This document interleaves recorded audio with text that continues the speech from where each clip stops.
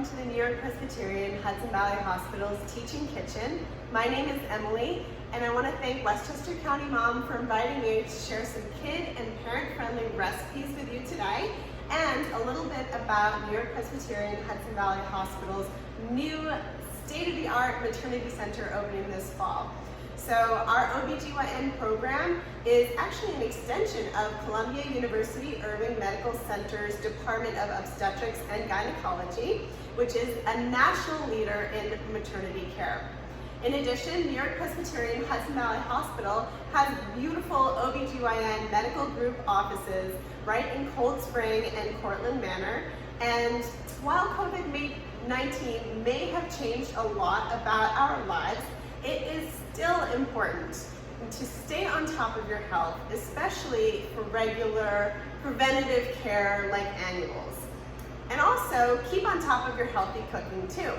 So today we're going to be sharing some healthy recipes with you. I've got 3 recipes for you today. We're going to start by making our breaded and baked chicken tenders, which is my healthy version of a chicken nugget.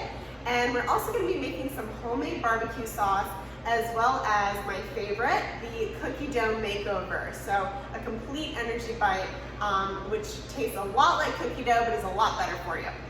So let's begin with our recipes. We're gonna start, like I said, with our chicken. So this is what it's gonna look like when it's done, right? Beautiful chicken nugget style, delicious recipe the whole family can enjoy. So you're just gonna start by taking your chicken tenders, and I always recommend marinating your chicken ahead of time. It's just gonna give it more flavor, it's gonna be juicier. So I marinated this chicken in a little bit of olive oil, some red wine vinegar, some herbs. I just put it right all into the blender with half an onion, and that became my chicken marinade. So after you've done that, you wanna take it out of the marinade, toss it in some whole wheat flour, and I always encourage the use of whole wheat whenever possible. It includes all 3 parts of the wheat, the germ, the endosperm, and the bran, so you're gonna get the complete nutrition of your whole wheat. You can certainly use a gluten-free flour if you have gluten-free family members you are cooking for. So there's our flour. We're gonna toss it in a little bit of an egg wash. So here's our egg. And just use the side of the bowl to kind of catch the drips. And then I'm gonna add a little bit of whole wheat breadcrumbs. So I like to make my own breadcrumb mixture. I find that if you buy breadcrumbs that are already seasoned, they tend to contain a lot of salt, a lot of herbs and additives, and things you may not necessarily want in your breadcrumbs. So I buy whole wheat breadcrumbs, and then I kind of doctor them up with some dried herbs. So I have dried oregano, dried parsley, a little pinch of salt, some onion powder, garlic powder. All of those things are going to flavor your breadcrumbs. So let's toss that in here. And you just want to make sure it's nice and evenly coated all around. So this is now ready to bake. Beautiful. Our next step is to prepare the baking sheet. So I like to use a cooling rack. And the way I set this up is I take a regular cookie sheet or baking tray, I set a piece of parchment at the bottom, and then I put my cooling rack right in there. So this is gonna allow the chicken to cook from all sides, so you don't have to kind of flip it halfway through cooking. So nice and easy, right?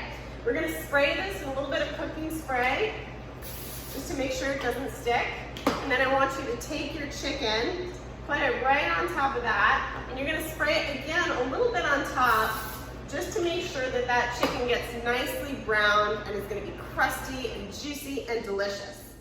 All right, so there is our breaded chicken tender. That goes right into the oven.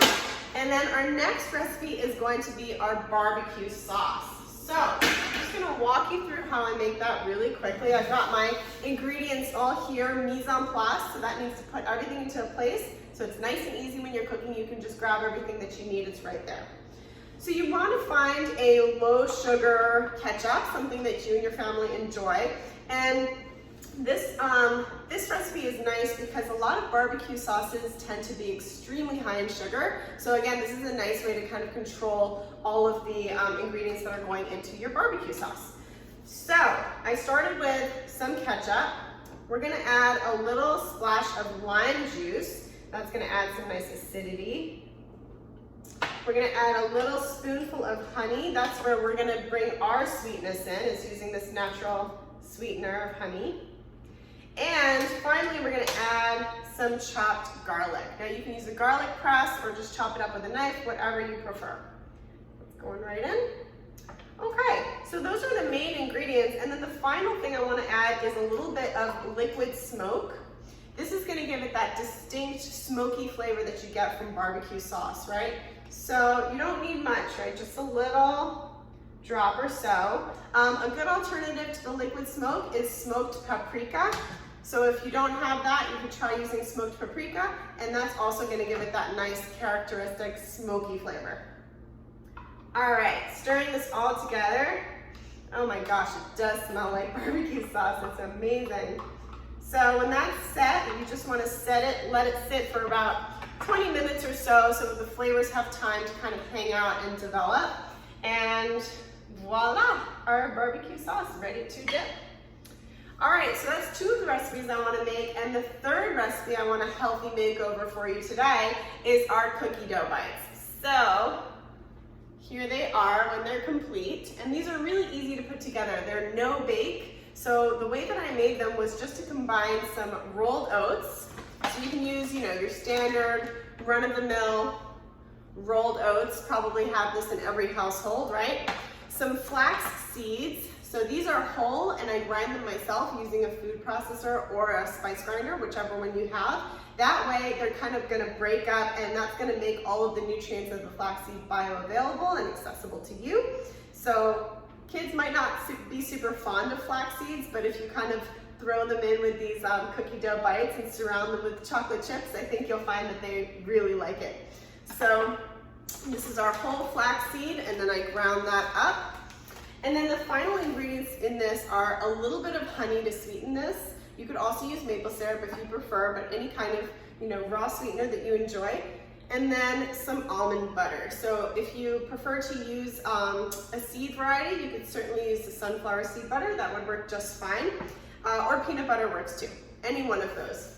So all of those ingredients go into a big bowl. It gets mashed together with your hands. If you have a hard time forming a ball with these, you can add a little sprinkle of water, and voila, you're gonna end up with these beautiful little cookie dough bites for a simple grab and go option whenever you want a quick snack. They're great because they have almonds in them, which are high in fiber and protein and monounsaturated fats and vitamin E and magnesium and all the good things.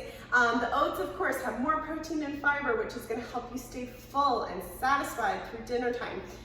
And then the flaxseed, of course, as I mentioned, very healthy for you, high in fiber, as well as polyunsaturated fats and omega-3 fatty acids. So there you have it, our 3 recipes for today, kid and parent-friendly foods. I hope you give it a try. I hope you enjoy them. And if you have an opportunity to visit our website for other events, you can go to nyp.org/events. Thank you so much.